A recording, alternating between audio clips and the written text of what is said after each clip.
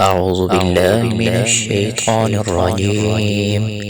بسم الله الرحمن الرحيم. يا أيها الذين آمنوا لا تدخلوا بيوت النبي إلا أن يؤذن لكم إلى طعام غير ناظرين إناه ولكن إذا دعيتم فادخلوا فإذا طعمتم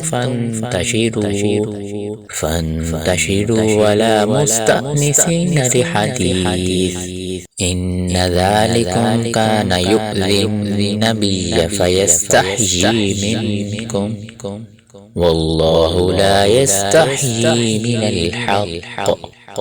وإذا سألتموهن متاعا فاسألوهن من وراء حجاب ذلكم أطهر لقلوبكم وقلوبهم.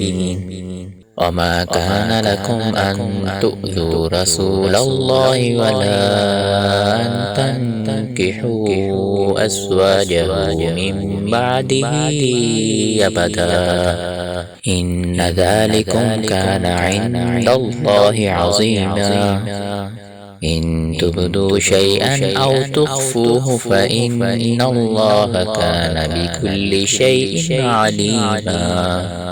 لا جناح عليهن في آبائهن ولا أبنائهن ولا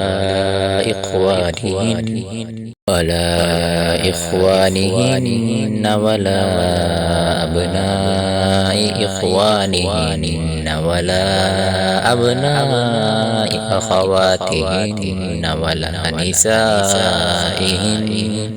ولا نسائهن ولا ما ملكت أيمانهن واتقين الله إن الله كان على كل شيء شهيدا. إن الله وملائكته يصلون على النبي يا أيها الذين آمنوا صلوا عليه وسلموا تسليما.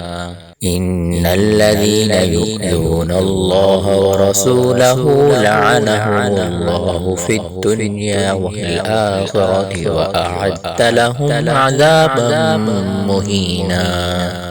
والذين يؤذون المؤمنين والمؤمنات بغير ما اكتسبوا فقد احتملوا بهتانا وإثما مبينا.